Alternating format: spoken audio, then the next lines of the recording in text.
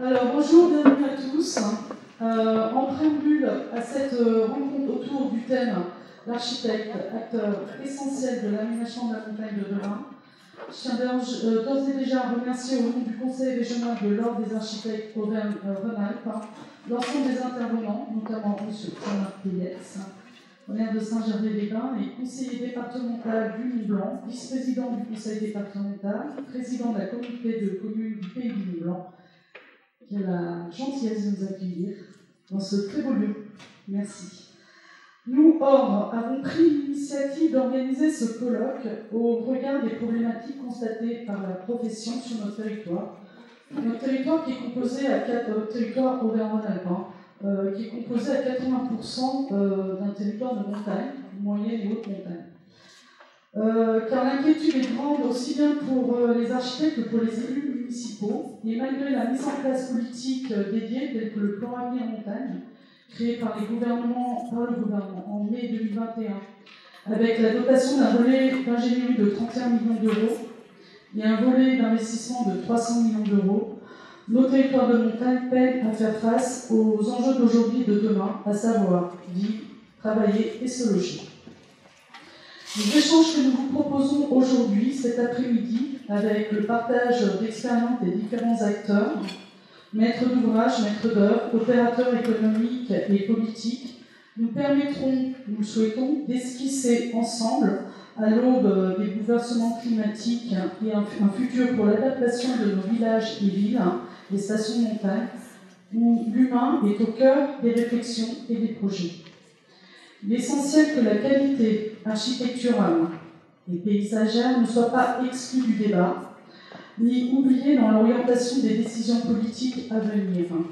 À cette fin, les architectes ainsi que les acteurs de l'architecture tels que le CAE, les CAE, 11 régions Auvergne-Rhône-Alpes, Maison de l'architecture, 12, ABF, sont les partenaires essentiels des collectivités pour accompagner les élus dans les études de la transformation de leur territoire.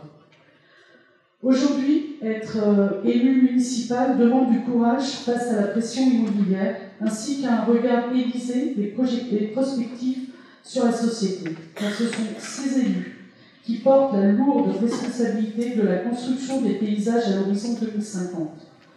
Nous devons donc tous ensemble, et en amont des études, de les accompagner dans ce défi majeur de transformation d'un modèle qui s'est essoufflé et doit se réinventer. Le programme de l'après-midi sera organisé autour de 3 ateliers. Le premier atelier, habiter à l'année face à la pression touristique. Le deuxième, les opérations de réhabilitation des leviers pour habiter la montagne autrement. Pourquoi on axe autant sur la réhabilitation? Il faut savoir que 80% également du territoire est déjà construit. Il ne reste que 20% de constructible. Donc il va falloir se mobiliser sur ça et rénover judicieusement. Et en dernier atelier, le paysage et les déplacements, à savoir la mobilité douce, la mise en place de celle-ci dans un territoire montagneux. Ces ateliers seront poursuivis par une table ronde qui sera la clôture de ces ateliers, l'aménagement en montagne, les problématiques d'aujourd'hui, les possibles de demain. Monsieur Péliès?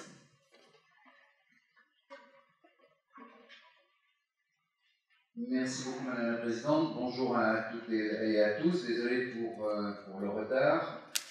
Vous dire que je suis très heureux de vous accueillir ici à Saint-Gervais, au pied du Mont-Blanc, au pays du Mont-Blanc.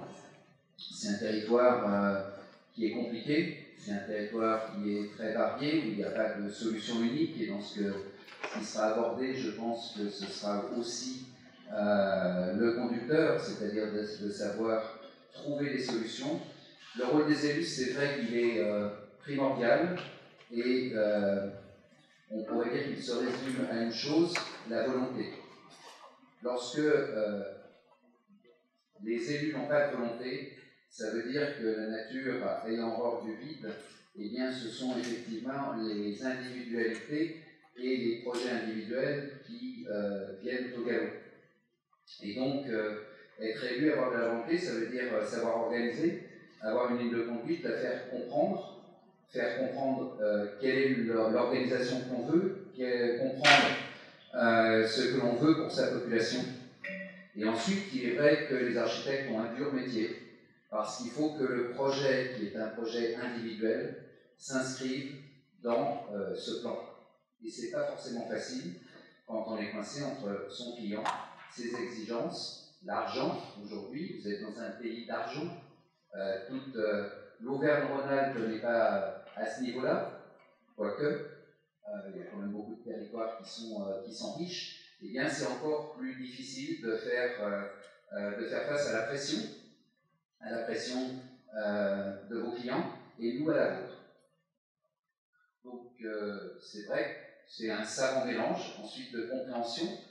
Et il ne peut pas y avoir de beaux projets s'il n'y a pas de compréhension de ce que les uns et les autres veulent et de la manière dont on peut trouver des points communs ou des solutions pour que les choses se passent ensemble. Donc nous, on travaille beaucoup avec le CLE.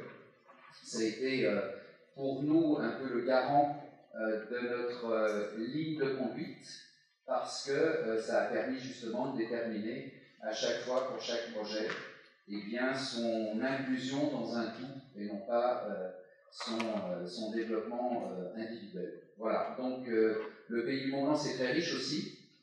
Il y a des stations diverses et variées. Aucune ne se ressemble, aucune n'est concurrente, même si les élus pensent qu'il y a de la concurrence, parce que chacune est justement différente. Et c'est la particularité de ce territoire, c'est qu'on a un territoire qui est magnifique et qui justement n'est pas unique. Voilà, et bons travaux.